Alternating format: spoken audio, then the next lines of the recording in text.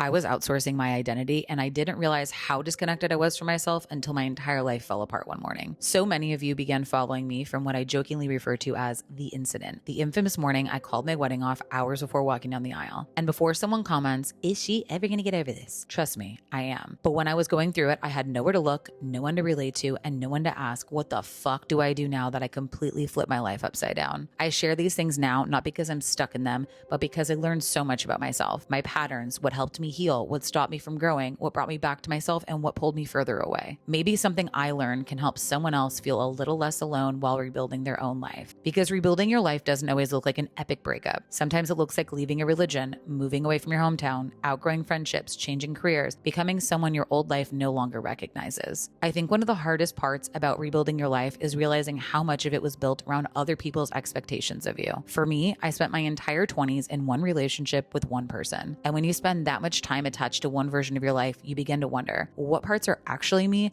and what parts are built around keeping this life together. For so long, I was deeply connected to everyone else's idea of what my life should look like, what career I should have, what success should look like, what decisions made the most sense on paper. Does what I want for my life fit into this person's demanding career? Should I put my dreams on hold until they're retired and there's more time for me? When I called my wedding off, it felt like my entire identity disappeared with it. Suddenly, I wasn't someone's future wife anymore and was no longer on the path that everybody expected me to be on. Honestly, I had no idea who I was outside of that version of myself. After the breakup, I became desperate for direction, desperate for certainty, desperate for someone to tell me what the right next step was. I was now the very thing I never wanted to be, and it was by choice. Single, alone, starting over at 30, no job, no home, just a dog, and a whole lot of trauma packed up like a hot mess in my brain. Everyone suddenly had opinions, how I should heal, when I should start dating again, what choices I should make, and what kind of future I should want. Everyone had a story, everyone had advice, everyone had something to say. I spent so much time looking outside of myself for answers from people who had never actually lived my life. And to be quite blunt, people whose positions I would never want to be in. I stopped listening to my own voice. What do I actually want? Not what looks good, not what makes sense to everyone else, not what I've been told I should want, but what actually feels aligned for me. I think that's what's so uncomfortable about rebuilding your life. No one can tell you what to become anymore. You have to figure that part out for yourself. And maybe that's why identity crisis feels so painful, because maybe your life falling apart was never the real tragedy. Maybe the real tragedy would have been spending your entire life becoming someone else other people expected you to be and never getting to meet your true self at all.